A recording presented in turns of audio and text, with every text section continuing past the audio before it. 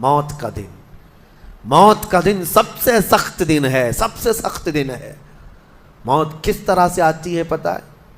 فرمایا گیا جیسے ریشم کے کپڑے کو کانٹوں کی جھاڑی پر ڈال دو اور کپڑا کھینچو، کپڑے کے تار تار نکلتے جائیں گے۔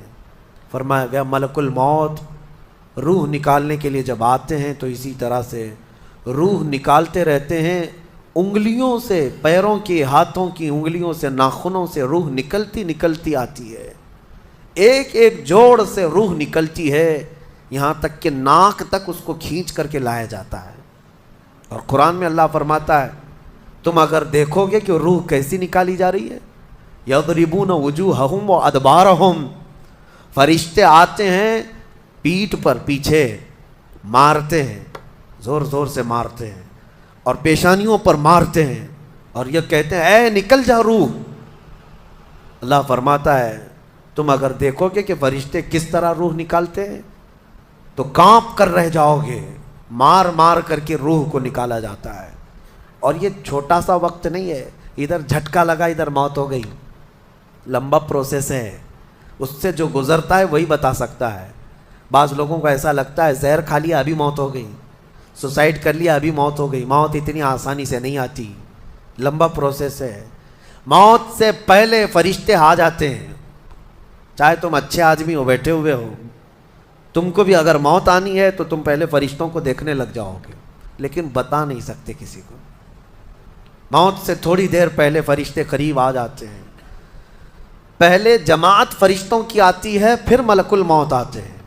ملک الموت ان فرشتوں کے بیچ آتے ہیں، جیسے ہی یہ مرنے والا آدمی ملک الموت کو دیکھ لیتا ہے پھر اس کے جسم میں کپ کپی طاری ہو جاتی ہے، اور ایسی کپ کپی طاری ہوتی ہے کہ کبھی پیشاب نکل جاتا ہے، کبھی پخانہ نکل جاتا ہے۔ اکثر دیکھنا مرنے والوں کی نجاست نکل جاتی ہے۔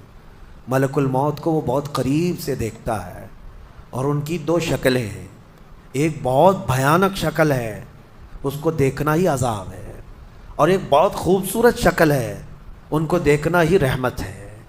وہ نیک بندوں کی روح نکالنے کے لیے جب جاتے ہیں تو خوبصورت شکل میں جاتے ہیں، اور جب گنہگاروں کی روح نکالنے جاتے ہیں تو بھیانک شکل میں جاتے ہیں، اور ان کو دیکھتے ہی مرنے والے کا جسم پیلا پڑ جاتا ہے، پیشانی اکھڑ جاتی، آنکھیں پھٹی رہ جاتی، اور پھر خرخرا آنے لگ جاتا ہے، یعنی خر کی آواز تیز ہو جاتی ہے۔ وہ بولنا چاہتا ہے اپنے پاس والوں کو لیکن بول نہیں سکتا، بند ہو جاتا ہے۔ یہ وہ وقت ہے جب اس کے توبہ کا دروازہ بھی بند ہو جاتا ہے۔ اب اگر فرشتوں کو دیکھ کر کوئی توبہ بھی کر لیا، ایمان لایا، تو اس کا ایمان قبول نہیں۔ اس وقت سے پہلے پہلے تک جو بھی ایمان لایا یا توبہ کیا اس کی توبہ قبول ہے، لیکن موت کا خرخرا آ گیا اور فرشتوں کو دیکھ لیا، اس کے بعد بہت سارے کافر بھی پکاریں گے کہ ہم ایمان لاتے ہیں اللہ پر، نہیں، اب ایمان قبول نہیں ہوگا۔ موت اتنی آسانی سے نہیں آتی، اس کا پروسیس ہے۔ فرشتے آتے ہیں، ملک الموت آتے ہیں، پھر اس کے بعد اس کو گھور کر دیکھتے ہیں، پھر اس کو چت لٹا دیا جاتا ہے، یا جس حالت میں بھی ہے وہ گر جاتا ہے، کھڑا ہے تو گرتا ہے، بیٹھا ہے تو گرتا ہے، موت آنے سے پہلے لڑک جاتا ہے۔ یہ ضروری بھی نہیں ہے کہ آج میں اپنے آپ کو سنبھال کر بیٹھا ہوں، اگر میری موت آنی ہے اسی کرسی سے گر جاؤں، اسی جگہ سے ہم گر جائیں گے۔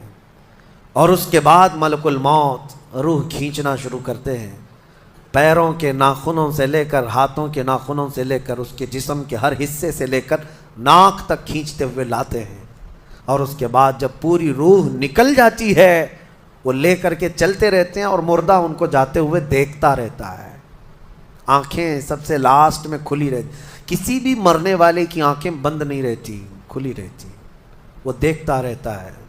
اسی لیے حدیث پاک میں ہے جب کسی کی روح نکل جائے تو سب سے پہلے تم اس کی آنکھیں بند کر دو، ہمیں بند کرنا ہوتا ہے، اور اس کے بعد منہ بھی کھلا رہ جاتا ہے، منہ اوپن رہ جاتا ہے، فرمایا گیا منہ کو دبا کر بند کر دو۔ یہ سب نشانیاں ہیں میرے عزیزوں موت کی سختیوں کی۔ آپ کو پتہ ہے جب رسول کریم صلی اللہ تعالیٰ علیہ وسلم کی وفات آئی، اللہ اکبر، نزع کا عالم اتنا سخت تھا کہ بار بار حضور اکرم صلی اللہ علیہ وسلم کو پورے پانی کے مٹکے انڈیل دیے جا رہے تھے، 3 مٹکے حضور پر انڈیل دیے گئے، موت سے پہلے، اور حضور اس کے بعد تھوڑا آرام محسوس کرتے اور پھر شدت کا بخار، اور وہ آخری وقت تھا جب حضرت فاطمہ آپ کے پاس آئی تھی. حضور نے ان کے کان میں بتا دیا، وہ رونے لگ گئی. کیا کہا تھا؟ حضرت فاطمہ کہتی ہیں حضور نے فرمایا اے فاطمہ اب میں جا رہا ہوں، میرا آخری وقت ہے. پھر ایک دوسرے کان میں ان سے کہا میرے خاندان میں سے سب سے پہلے تم مجھ سے ملنے والی. آج یوم فاطمہ بھی ہے، سیدہ کائنات کا آج یوم وصال ہے، 4 رمضان المبارک. تو رسول کریم صلی اللہ تعالیٰ علیہ وسلم حضرت عائشہ صدیقہ کے سینے سے سر لگا کر لیٹے ہوئے تھے. حضرت عائشہ فرماتی ہیں سنو، مجھے پتہ ہی نہیں تھا. حضور حضرت عائشہ سے زیادہ محبت کرتے تھے، اسی لیے آخر وقت میں حضرت عائشہ کے ہی حجرے میں رہنے لگے، باقی دوسری بیویوں کے یہاں نہیں جاتے. حضرت عائشہ کہتی ہیں میں حضور اکرم صلی اللہ تعالیٰ علیہ وسلم کو کبھی مسواک دے رہی، کبھی پانی کے چھڑکاؤ کر رہی. تھوڑی دیر کے بعد حضور اکرم صلی اللہ تعالیٰ علیہ وسلم لیٹے لیٹے اسی طرح رہ گئے. حضرت عائشہ کہتی ہے میرے سینے پر حضور کا سر تھا، وہ اتنا بھاری ہو گیا مجھے لگتا تھا کہ میری پسلیاں ٹوٹ جائیں گی. یہ حضرت عائشہ کہتی ہیں مجھے ایسا لگتا تھا کہ میری پسلیاں ٹوٹ جائیں گی.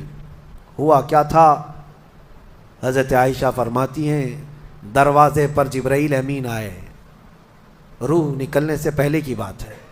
حضرت عائشہ فرماتی ہیں حضور کے پاس جبرائیل آخری بار آئے، وہ غمگین حالت میں آئے یا جس حالت میں ہو.